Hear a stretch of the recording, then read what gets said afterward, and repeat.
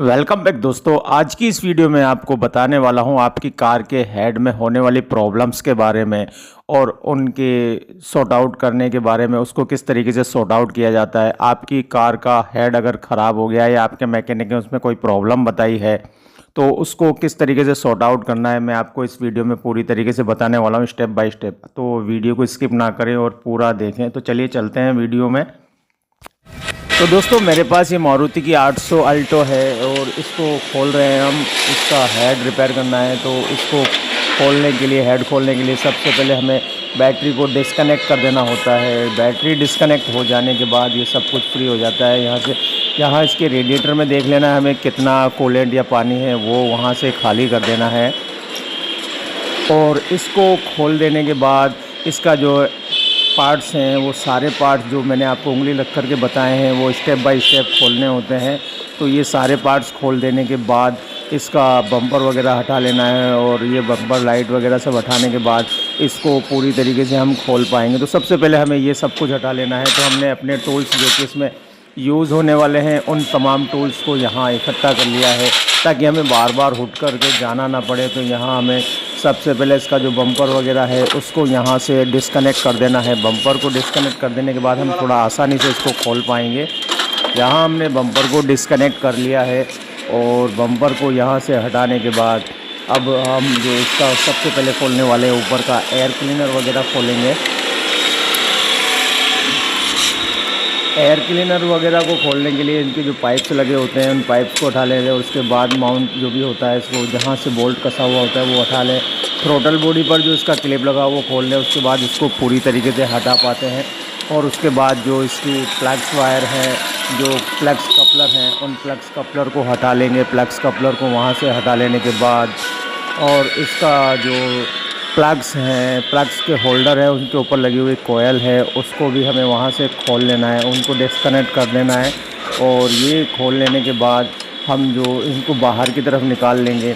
और बाहर की तरफ निकाल लेने के बाद इनके जितने भी जो कपलर्स होते हैं वायरिंग के, वो तमाम कपलर्स को हम वहाँ से डिस्कनेक्ट कर देंगे, क्योंकि कपलर्स जब तक हटाएंगे नहीं तब तक वो वहाँ सब कुछ माउंट रहेगा। तो सबसे पहले वहाँ से हटा लेंगे। उसके बाद हम जो इसके आगे का हिस्सा है वहाँ से एसी वाला माउंट हटा लेंगे। एसी कंप्रेसर वगैरह को इनको खोल लेंगे। यहाँ एसी के कंप्रेसर को हटा लेने के लिए हमें इसके ऊपर जो माउंटिंग लगे हुए थे वो हटा लेने हैं। उसके बाद जो इसका लॉक असेंबली होता है बोनट हुड का, वहाँ से वो खोल लेना है और उसकी जो स्ट्रिप होती है उसको भी खोल लेने, ताकि इसको खोलने के बाद हमें काम करने में आसानी हो जाती है। मैं इस तरीके से बता रहा हूँ कि हमें बंद जो बोनट के अंदर लगी हुई गाड़ी का इंजन होता है उसको किस तरीके से खोलना। हमें इंजन इसमें बाहर नहीं निकाल रहे हैं, इंजन को वहीं पर हेड को रिपेयर करने के लिए हेड वहीं से खोलेंगे, इंजन वहीं माउंट रहेगा। तो यहाँ हमें इस तरीके से काम करना है कि इंजन को बाहर ना निकालना पड़े। तो इस तरीके से हम इसको आपको बता रहे हैं स्टेप बाय स्टेप कि आपको किस तरीके से खोलना है। तो यहाँ हमने इसकी पट्टी को भी हटा लिया है और ये सब कुछ हटा लेने के बाद इसका जो एग्जास्ट है साइलेंसर वाला, जहाँ कैथलिक कन्वर्टर लगा हुआ होता है, उसको वहाँ से हटा रहे हैं, उसके कवर को हटा रहे हैं। वो हटा लेने के बाद इसके जितने भी कपलर्स जो बच गए थे वो कपलर्स भी हम वहाँ से और हटा लेंगे। और वो सब कुछ हटा लेने के बाद इसका जो कैबिट कवर है उस कैबिट कवर को खोलेंगे। तो सबसे पहले हमने सारी वायरिंग को निकाल करके एक साइड कर लेना है, क्योंकि वायरिंग एक साइड हो जाएगी तो हमें काम करने में थोड़ी आसानी होगी। और यहाँ इस तरीके से वायरिंग को हमें एक साइड निकाल लेना है। और मैं आपको एक चीज़ और बता दूँ, इनके जितने भी कनेक्टर होते हैं, कपलर होते हैं, वो सब इस तरीके से बनाए गए हैं कंपनी ने कि आपको कंफ्यूज होने की ज़रूरत ही नहीं है। सब कपलर अपनी जगह पर ही जा कर के सेट होते हैं। पूरी गाड़ी में एक भी कपलर ऐसा नहीं होता कि जो कहीं दूसरी जगह लग जाए। तो ये आपको कन्फ्यूजन मैंने आपका क्लियर कर दिया है। और उसके बाद हम इसके अल्टरनेटर से बेल्ट वगैरह हटा लेंगे। उसकी जो भी सब कुछ है वो हटाने के लिए सबसे पहले हमें नीचे से इसको जैक से माउंट कर देना है ताकि इंजन ना नीचे गिरे। तो यहाँ हमने इसको जैक को थोड़ा सपोर्ट देने के लिए, इंजन को सपोर्ट देने के लिए लगा दिया है। और उसके बाद अब जो इसका मैन होता है क्रैंक का नट, मैं आपको बहुत ही एक आसान तरीका आपको बता रहा हूँ किस तरीके से क्रैंक के नट को आपको खोलना है। तो यहाँ हमने इसके पाने को यहाँ सेट कर दिया है और हम चाबी से सेल्फ मारेंगे न्यूट। ये जो स्टाइल है ये एक बहुत ही एक्सपीरियंस होल्डर के लिए ज़रूरी है। अगर आप कोई इस बारे में नॉन हैं तो आप इसको कर सकते हैं, वरना आप इस को नहीं करें। तो यहाँ हमने वापस से बैटरी कनेक्ट किया था, उसको डिस्कनेक्ट कर दिया है और सारे इसके जो भी बोल्ट्स थे वो सब हमें खोल लेने हैं। इसकी ये वाटर पंप की पुली का बोल्ट है ये, जो कि हम खोल रहे हैं इसको। और उसके बाद ये सारे बेल्ट्स वगैरह हम बाहर निकाल लेंगे। तो यहाँ हमने इसको इस तरीके से खोल लेना है, सारी पुलियाँ वगैरह बाहर निकाल लेनी है। और ये सब कुछ कंप्लीट बाहर निकालने के बाद अब हम जो नीचे वाली पुली थी उसको भी निकाल लेंगे। और निकाल लेने के बाद इसका जो माउंट, जो इसका एसी का माउंट था वो भी निकाल लेंगे। और एसी के माउंट से इंजन माउंटिंग को दोनों को खोल लेंगे। यहाँ दोनों माउंट्स वगैरह को बाहर निकाल लेना है। तो यहाँ हमें इसको खोल करके बाहर निकालना है, क्योंकि हमने जो नीचे जैक लगाया था इसके, वो जैक इसीलिए लगाया था जैसे हम माउंट को खोलेंगे इंजन नीचे की तरफ जाएगा, तो हमने वहाँ पहले ही जैक का सपोर्ट दे दिया है। जैक के सपोर्ट की वजह से इंजन बिल्कुल की नीचे की तरफ नहीं जाएगा। तो यहाँ आपको ध्यान रखना है। इसमें 5 बोल्ट होते हैं, वो 5 बोल्ट खोलने के बाद इसको बाहर निकाल लेंगे। अब देखिए इंजन वहीं की वहीं पर है। और ये जो एसी वाला कंप्रेसर का माउंटिंग था इसको भी खोल लेना है, क्योंकि इसको खोलने के बाद ही इसके नीचे जो माउंट को कसने के लिए एक एल्युमिनियम का फाउंडेशन लगा हुआ था, वो एल्युमिनियम का फाउंडेशन खुल पाएगा। तो यहाँ सबसे पहले इसको खोल लेना है। इसको खोल लेने के बाद एल्युमिनियम का फाउंडेशन खुल पाएगा।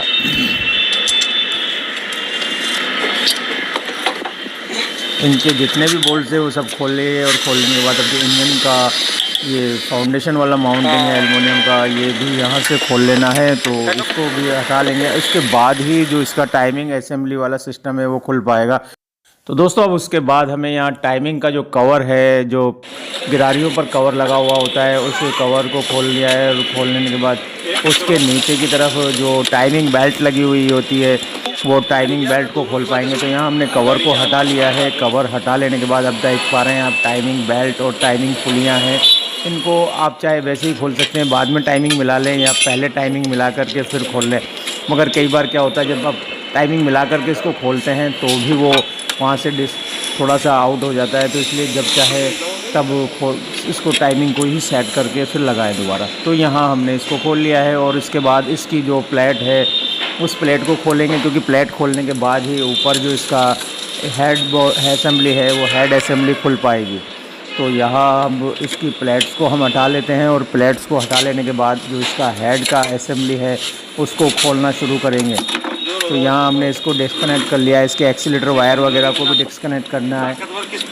तो दोस्तों अब बारी आती है इसका जो हेड है, हेड का जो कवर है जिसे हम टैपिट कवर बोलते हैं, वो टैपिट कवर यहाँ से लूज़ करके खोल लेना है। तो हमने उसके ऊपर के जो भी प्लग्स और कॉयल वगैरह लगी हुई थी वो पहले ही हटा ली है। तो यहाँ अब इसका जो टैपिट कवर है, उस टैपिट कवर को भी हम यहाँ से खोल लेंगे और उसको हटा लेंगे। ये टैपिट कवर यहाँ से हटा लेंगे। उसके बाद आप देख पाएंगे ये क्या, उसके नीचे क्या क्या सिस्टम होता है। कई बार क्या होता है, ओवर हीट होने की वजह से यहाँ से सीज हो जाता है। इसमें जो रबड़ की एक रिंग लगी होती है, पैकिंग लगी होती है, वो पैकिंग दोनों लेयर्स में चिपक जाती है। तो यहाँ इसको थोड़ा सा प्रेस करना है। दोनों साइड की जो लेयर होती है उनके बीच में देखिए आप रिंग किस तरीके से चिपकी हुई है। तो यहाँ इसको बिल्कुल सही तरीके से खोल लेना होता है, ये डैमेज ना हो खोलने में। दोस्तों हेड कवर को हमने खोल लिया है। और हेड कवर को खोल लेने के बाद आप अंदर की तरफ देख पा रहे हैं यहाँ कैम शाफ्ट लगी हुई है और रॉकर असेंबली लगी हुई है। तो यहाँ ये दोनों चीज़ें हमने इसके ऊपर पहले गैप को चेक कर लेना है, कितना गैप इसमें कंपनी ने छोड़ा था तो वो चेक कर लिया हमने। और उसके बाद इसके जो भी माउंट प्लग वगैरह जो भी थे, जो भी इसके होस पाइप वगैरह थे, वो सारे वहाँ से हटा करके अब इसका जो रॉकर असेंबली है उसको खोल लेना है। और वो खोल रहे हैं हम। तो यहाँ इसको स्टेप बाय स्टेप खोल लेना है। स्टेप बाय स्टेप खोल लेने के बाद अब आपको मैं बताऊंगा कि इसमें किस तरीके से रॉकर काम करता है। तो यहाँ आपने सबसे पहले इसका जो गैप था, जो कि रॉकर और वॉल के बीच में गैप था, वो कितना गैप था वो हमने चेक कर लिया है। क्योंकि यह कन्फ्यूजन बाद में थोड़ा दिक्कत देता है कि कितना गैप रखना चाहिए। हालांकि कंपनी स्टैंडर्ड जो गैप होता है वो उस पर लिखा हुआ होता है, मगर फिर भी अगर आप खोल रहे हैं तो आपको ये मालूम होना चाहिए कि कंपनी ने कितना गैप उसमें छोड़ा था।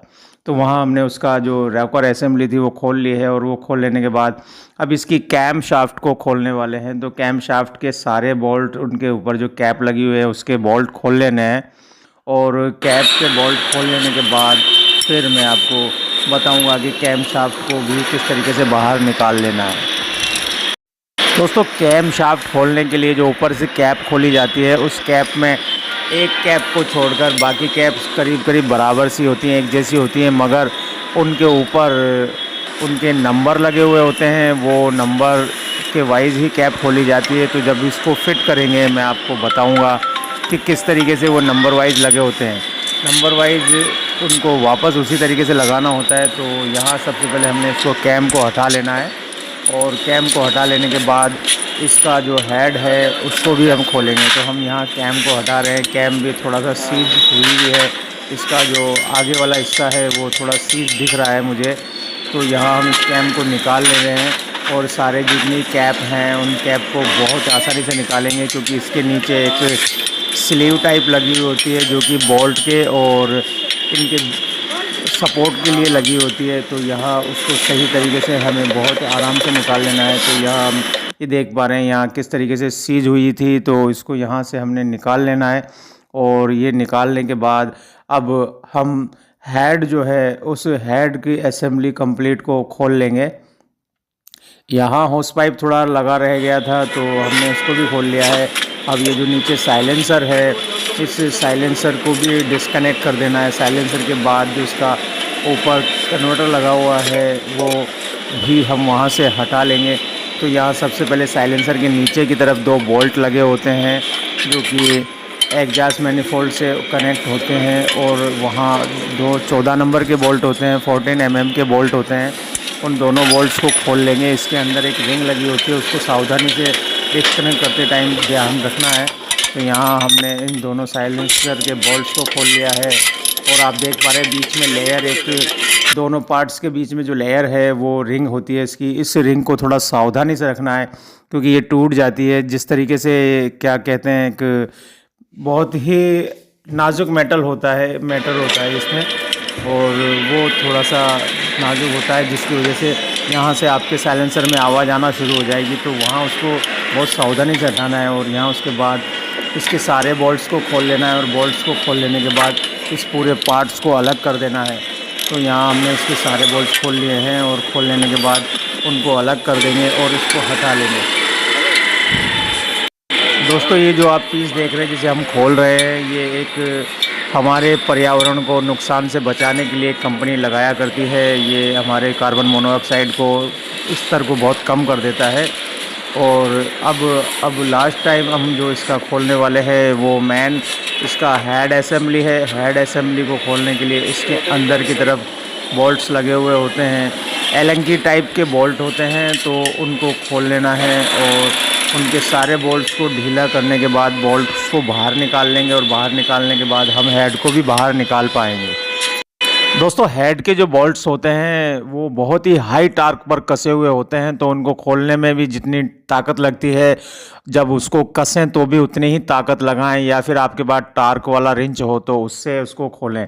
तो यहाँ हमने इसको लूज़ कर लिया है, और लूज़ कर लेने के बाद इसका जो 8 mm एलएनकी वाले बोल्ट हैं उनको एलएनकी से खोल रहे हैं, क्योंकि अब वो लूज़ हो चुके हैं। तो यहाँ हमें सारे बोल्ट्स को निकाल लेना है, और सारे बोल्ट्स निकाल लेने के बाद बोल्ट्स को बाहर की तरफ निकालने के बाद हेड को हम बाहर की तरफ निकाल पाएंगे। तो यहाँ हमने सब कुछ खोल लिया है। अगर कुछ रह गया होगा तो हेड थोड़ा अटकेगा, तो एक बार पहले चेक कर लें कि हम सब तरीके से डिस्कनेक्ट कर चुके हैं हर वायरिंग वगैरह को। तो यहाँ हमने हेड को बाहर निकाल लिया है, और निकाल लेने के बाद आप देख पा रहे हैं पूरा हेड का जो वॉल वाला साइड है उसमें एक साइड आप देख पा रहे हैं थोड़ा जहाँ से सीज हुआ है वहाँ बैंड हुआ है। तो इस हेड को हमें रिपेयर कराना होगा, और इसको रिपेयर कराने के लिए आप ये ब्लॉक में भी देख सकते हैं किस तरीके से यहाँ थोड़ा सीज हुआ है। तो अब हम इसको किस तरीके से रिपेयर कराएंगे उसके लिए मैं आपको बता दूं, उसको सबसे पहले पूरा डिस्कनेक्ट कर लेना है। उसका जो इनलेट वाला सिस्टम है वो पूरा खोल लेना है, और जो इसका वाटर वाला इनलेट है वो भी पूरा खोल लेना है। तो वहाँ हम इसको डिस्कनेक्ट करने वाले हैं, तो सब कुछ हम खोल लेंगे। तो दोस्तों, जब तक हम इसको खोल रहे हैं मैं आपको बताऊं, इसके अंदर की तरफ जो ये जो भी पार्ट्स हम खोल रहे हैं, इसके अंदर की तरफ एक थर्मोस्टेट वाल्व होता है, जिसकी वजह से ये गाड़ी अक्सर गरमाया करती है। तो यहाँ मैं बताऊँगा आपको इसमें कि किस तरीके से इसमें डैमेज आया है। तो यहाँ पहले हम थर्मोस्टेट वाल्व को बाहर की तरफ निकालते हैं और मैं इसके अंदर की तरफ आपको दिखाता हूँ कि इसमें किस तरीके से गरमाने के बाद बैंड आ गया है। तो देख पा रहे हैं आप, इसका जो बीच वाला पार्ट है वो एक साइड हो गया है। तो यहाँ जब भी गरमाता है तो वो वहाँ से थोड़ा सा इस रगड़ करके बाहर की तरफ आता है। तो यहाँ आप देख पा रहे हैं ये इस अलाइनमेंट आउट होने की वजह से सही तरीके से वर्क नहीं कर पाता है। और यहाँ इसको कंप्लीट निकाल लिया है हमने। निकाल लेने के बाद अब हम इसको हेड को जो रिपेयर कराते हैं, जो इसको फैस कराते हैं, तो वहाँ हेड की जो फैसिंग मशीन है उस फैसिंग मशीन पर भेजने वाले हैं। और फैसिंग मशीन पर किस तरीके से ये फैस होता है मैं वो एक झलक आपको दिखाऊंगा। और पूरी फैसिंग के लिए जो एक अलग से वीडियो आपको बना दूंगा, अलग से वीडियो में आप देख पाएंगे किस तरीके से फैसिंग होती है। तो वहाँ सब कुछ हमने कर लिया है। और उसके बाद अब इसका जो रेडिएटर है उसको भी हम सर्विस करवा लेंगे। तो यहाँ हम रेडिएटर को ही बाहर निकाल लेते हैं। और एक बात ध्यान रखनी है, जब हम इसको रेडिएटर को सर्विस करा के वापस लाएंगे तो सबसे पहले हमें रेडिएटर ही फिट करना है, क्योंकि हेड लगने के बाद थोड़ा तकलीफ से फिट होता है, उसके लिए ऊपर से खोलना पड़ेगा। तो हमने यहाँ इसको भी बाहर निकाल लिया है। और मैं अब आपको हेड की फैसिंग की दिखा रहा हूँ कि किस तरीके से हेड फैस किया जाता है। तो हेड फैस के लिए यहाँ हमें मशीन पर जाना होता है और मशीन पर जाने के बाद यहाँ हेड को किस तरीके से फैस किया जाता है मैं आपको बता रहा हूँ।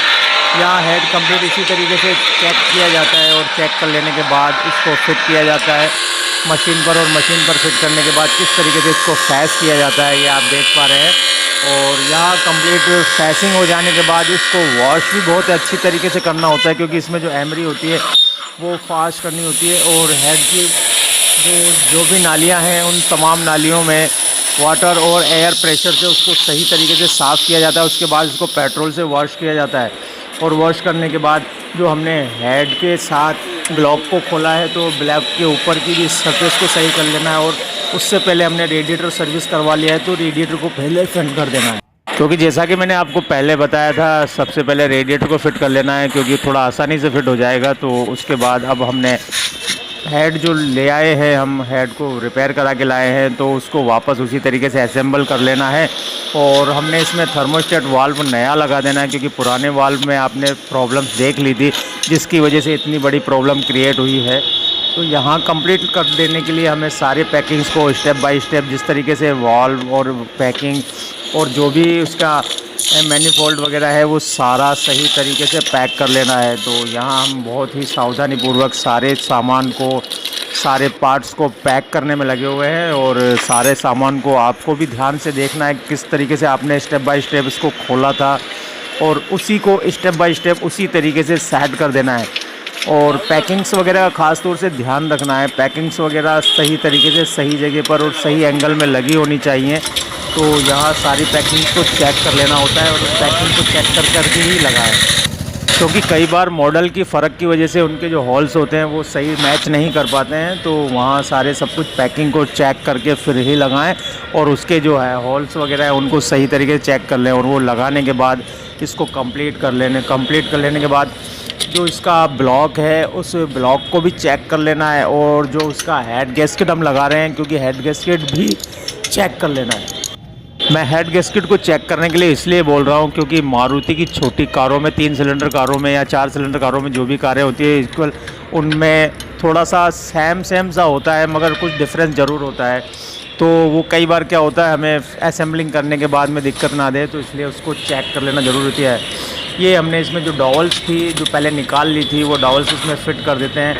ये डॉवल्स क्या होता है, जो इंजन को हम ब्लॉक के ऊपर जब हेड को सेट करते हैं तो वहाँ रुकता है उसको, और जो हमारा हेड गैस्केट है उस हेड गैस्केट को भी वहाँ माउंट करने में आसानी देता है हमें। तो यहाँ हमने इसको लगा लिया, इसके हेड के गैस्केट को भी चेक कर लिया, उसके तमाम होलों को चेक कर लिया। और ब्लॉक को एक बार से फिर फैस कर लेते हैं हम। और फैस करने के बाद पेट्रोल से वॉश करने के बाद बिल्कुल आप देख पा रहे हैं सही ढंग से सही हो गया है। तो यहाँ हमने रेडिएटर को पहले फिट कर लिया था, और रेडिएटर को फिट करने के बाद अब इसके जो असेंबली थी, स्लॉट असेंबली, उसको फिट कर लिया है। और उसके बाद हम हेड को इस पर सेट करने वाले। हेड के जो डॉवल्स हमने इसमें लगाए थे, वो डॉवल्स की वजह से थोड़ा सा बिल्कुल सही तरीके से इसको जहाँ एंगल आएगा वो अपना आप वहाँ बैठ जाएगा। वहाँ बैठने के बाद ये बिल्कुल सेट हो जाएगा। और उसके जो बोल्ट हैं, उन तमाम बोल्टों को हम वहाँ पर लगा देंगे। तो सारे बोल्ट्स हमने पहले ही वॉश करके रख लिए हैं, और वॉश करने के बाद हम उसको लगा रहे हैं। तो सब कुछ लगाने के बाद उनको सब अलाइन कर लेंगे, और अलाइन करने के बाद उनको टाइट कर लेना है। तो यहाँ हमने सबको अलाइन करना शुरू कर दिया है, और अलाइन करने के बाद अब इसको टाइट करना शुरू कर देंगे। तो दोस्तों, जब तक ये हमारे बोल्ट अलाइन हो रहे हैं, हमारे हरीश भाई बोल्ट्स को अलाइंस कर रहे हैं, तब तक मैं आपको कुछ बातें बता दूं हेड के बारे में। कि हेड में एल्युमिनियम का जो हेड होता है वो अक्सर ओवर हीटिंग की वजह से गर्मा जाता है, और ओवर हीटिंग की वजह से गर्माने के बाद उसमें थोड़ा सा भी हल्का सा भी बैंड आ जाएगा, तो आप कितना ही गैस्केट लगा लें वो वहाँ से उसको सक्सेस नहीं कर पाएगा। तो उसके लिए हमें फैस कराना ज़रूरी होता है, जो कि हमने फैस कराया। मैंने आपको बताया भी कि फैस किस तरीके से कराया जाता है, और वो फैस कराने के बाद किस तरीके से उसको वॉश किया जाता है। ये सब कुछ इसलिए बता रहा हूँ आपको कि ताकि आपको ध्यान देना है। कई बार क्या होता है, इसको सही ढंग से वॉश नहीं किया जाता, तो इसकी जो एमरी होती है वो पिस्टन पर चली जाती है, और पिस्टन पर जाने के बाद जो रिंग्स वगैरह होती हैं उनको भी डैमेज कर देती है। तो इन बातों का आपको ख़ास तौर से ध्यान रखना होता है कि वॉशिंग बहुत ही प्रॉपर तरीके से की जाए, और पानी या हवा से करने के बाद उसको पेट्रोल से ज़रूर वॉश किया जाए। यहाँ अब हमने हेड कंप्लीट कर लिया है, और उसके बाद हम इसके एग्जास्ट वाले मैनिफोल्ड को कंप्लीट कर रहे हैं। एग्जास्ट वाले मैनिफोल्ड के बारे में मैंने आपको अभी पहले भी बताया था कि ये वो पार्ट है जो कि हमारे पर्यावरण को प्रदूषण से मुक्त रखने में बहुत ही सहायता करता है। यहाँ हमारे कार्बन डाइऑक्साइड के स्तर को ये बहुत कम कर देता है। एग्जास्ट मैनिफोल्ड को बहुत ही सही तरीके से टाइट कर देना है, और ज़्यादा टाइट ना करें, क्योंकि वहाँ भी एल्युमिनियम की बॉडी में स्टड लगे हुए हैं जो कि स्लिप होने का डर होता है। तो उनको भी सही तरीके से टाइट कर दें, और पैकिंग का खास तौर से ख्याल रखें, वरना आपका इंजन जो है वो बहुत ज़्यादा नॉइज़ करेगा। तो इन चीज़ों का ध्यान रखते हुए इनको असेंबलिंग करें। एग्जास्ट मैनिफोल्ड के ऊपर एक हीट कवर, हीट प्रोटेक्टर होता है, उसको भी यहाँ इसी तरीके से असेंबल कर देना है, और उसके जो 3 बोल्ट होते हैं उन 3 बोल्टों को लगा देना है। 3 बोल्टों में एक बोल्ट जो होता है उसमें एक अर्थिंग वायर होता है, मतलब ग्राउंड वायर होता है, तो उसको बहुत ही ध्यान से यहाँ लगाना है। ग्राउंड वायर को लगाकर इसको जब हम बॉडी का आगे वाला पैनल कसेंगे तो वहाँ बॉडी के पैनल में उसको कस देना है। तो यहाँ इसको इस तरीके से टाइट कर देना है कि बिल्कुल सही ढंग से टाइट हो जाए। और जो ये दूसरा पैनल हम कस रहे हैं, इस पैनल के पास उसको भी अटैच कर देंगे। तो सबसे पहले ये पैनल कस लेते हैं। पैनल कसने के बाद इसका जो ग्राउंड वायर है इसको भी अटैच कर देंगे। दोस्तों, बॉडी पैनल के बीच में जो सपोर्ट लगाया है, ये लॉक असेंबली को यहाँ माउंट करने के लिए लगाया होता है। और जैसे हम माउंट करके इसको यहाँ से लॉक असेंबली को फिट कर देंगे, माउंट करने के बाद इसका जो वायर था वो भी वहाँ माउंट कर देंगे। तो ये हमने यहाँ इसके अर्थिंग वायर को भी माउंट कर दिया है। यहाँ ये इसको माउंट करने के बाद हमारा बॉडी से इंजन का ग्राउंड तैयार हो जाता है। और यहाँ उसके बाद हम सारे जो हॉस पाइप वगैरह है उनके क्लिप इसको भी लगा देंगे, और क्लिप्स वगैरह को लगा देने के बाद सभी तरीके से चेक कर लेंगे कहीं से कोई चीज़ खुली तो नहीं रही है। उसके बाद अब इसकी कैम शाफ्ट आती है, कैम शाफ्ट को हम बिल्कुल सही तरीके से फिट कर देंगे। और जैसा कि मैंने आपको पहले भी बताया था, इसकी जो कैप्स होती हैं उन कैप पर नंबर लगे हुए होते हैं 1/, 2/, 3, 4, 5 इस तरीके से। तो उनको उसी तरीके से लगाना होता है। तो मैं यहाँ आपको भी दिखाता हूँ उनके नंबर्स किस तरीके से लगे होते हैं। दोस्तों, कैम शाफ्ट का जो ये सिस्टम होता है वो इस तरीके से होता है कि आप इंजन के जहाँ कैम शाफ्ट की पुलियाँ लगी होती हैं वहाँ से इसको देखेंगे तो आपको सारे नंबर एक साथ दिखेंगे। और वहाँ लगाने के बाद हमने कैप को कंप्लीट कर लिया है, और उनके बोल्ट्स जो है ऊपर उसमें लगाना शुरू कर दिया है। ये कंप्लीट कर लेने के बाद हम इसको टाइट कर देंगे, और टाइट कर देने के बाद हम इसका जो रॉकर शाफ्ट है, रॉकर शाफ्ट को भी वापस उसी तरीके से लगा देंगे। दोस्तों कैम शाफ्ट को लगाने से पहले उसकी जो ऑयल सील वगैरह थी उनको भी हमने चेक कर लिया था, वो बिल्कुल सही है। और अगर ज़रूरत पड़ती है तो नई भी लगानी पड़ती है तो हम नई भी लगा देते हैं। इनके जो बोल्ट होते हैं वो 8 mm बॉक्स स्पैनर से कसे जाते हैं, या फिर आप एक नैनो टूल किट ख़रीद लीजिए। तो नैनो टूल किट में सारे छोटे वाले बॉक्स स्पैनर्स आ जाते हैं।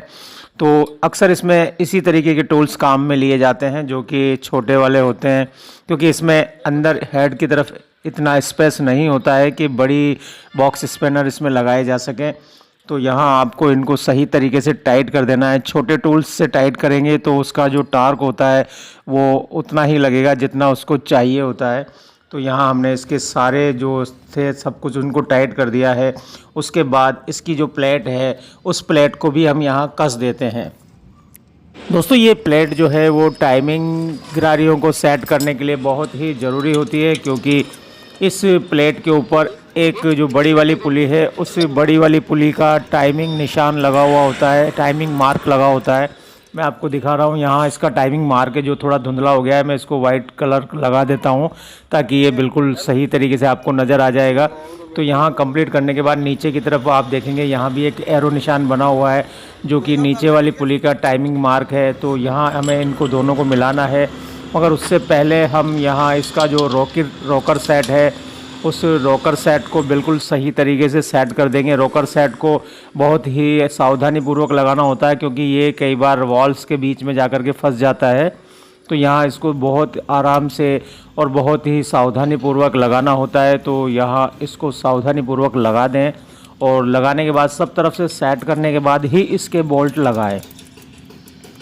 दोस्तों रोकर शाफ्ट की जो रॉड है इसको कसने के लिए आपको 8 mm एलेंकी से यूज़ करना होगा। 8 mm एलेंकी से यहाँ इसको टाइट करेंगे, और या फिर 8 mm एलेंकी वाली स्पैनर्स भी आती हैं, तो आप चाहे किसी भी चीज़ से टाइट कर दें, पर टॉर्क का बहुत ध्यान रखें, क्योंकि इसका जो एल्युमिनियम बॉडी है उसमें बोल्ट स्लिप होने का डर रहता है। तो यहाँ इसको सब कुछ सही तरीके से सही कर दें।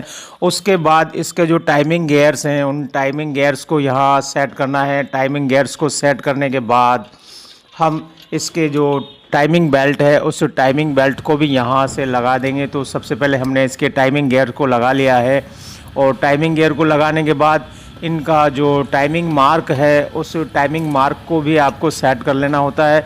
अभी थोड़ा अंधेरा हो गया है तो इसलिए हमें यहाँ टॉर्च का इस्तेमाल करना पड़ रहा है। तो यहाँ हमने इसके टाइमिंग मार्क को सेट कर लेना है, और टाइमिंग मार्क दोनों तरफ से बिल्कुल मिला लेने के बाद इसकी बेल्ट लगाएंगे, और बेल्ट लगाने के बाद इसका जो रोकर है असेंबली है उस रोकर असेंबली में जो टैपेट है उन टैपेट्स को भी सेट कर लेंगे। तो दोस्तों हमने इसका ऊपर वाला जो पुली है उसके एरो को उस टाइमिंग मार्क से मिला लिया है, और नीचे वाले को भी हमने मिला लिया था। अब यहाँ हम इसको बेल्ट को सेट करेंगे। सेट करने के बाद अगर ये थोड़ा बहुत भी हिल जाता है तो हमें बेल्ट को वापस उतारना होगा, और उतारने के बाद वापस टाइमिंग को एरो को सेट करना होगा। तो यहाँ हमने देखा है कि इसका थोड़ा सा टाइमिंग आउट हो चुका है, तो अब इसके लिए हमें वापस से बेल्ट को उतारना होगा, और बेल्ट को उतारने के बाद इसका जो गियर है उसको वापस अपने टाइमिंग सेंटर पर लाना होगा। तो यहाँ हमने इसको वापस टाइमिंग सेंटर पे ले आए हैं, और लाने के बाद अब हम इसमें बेल्ट को सेट कर देंगे। तो ये अगर हल्का सा भी आउट हो जाता है तो हमारी गाड़ी के जो स्टार्टिंग प्रॉब्लम है वो बढ़ जाती है, या तो इसका एडवांस हो जाना या इसका रिटायर हो जाना, दोनों ही कंडीशन में गाड़ी में प्रॉब्लम आ जाती है। रिटायर अगर हो जाती है तो आपकी गाड़ी लॉन्ग सेल्फ में स्टार्ट होगी, और अगर एडवांस हो जाती है तो आपकी गाड़ी में एक नॉकिंग आ जाती है और गाड़ी में हीटिंग प्रॉब्लम आ जाती है। तो यहाँ हमने इसको बिल्कुल सही तरीके से सेट करके इसके कवर को भी लगा दिया है।